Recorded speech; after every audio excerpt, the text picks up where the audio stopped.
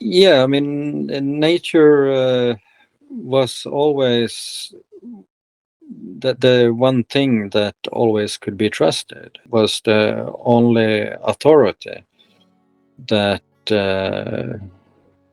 that you couldn't negotiate with. So yeah, so a lot of time in that, and you spend a lot of time. I think it comes to everyone, but for me, it's always been, as far back as I can remember, that I can see the life force in everything in the nature. Like if I look at a birch tree, I always seen a living being that's not so different from me.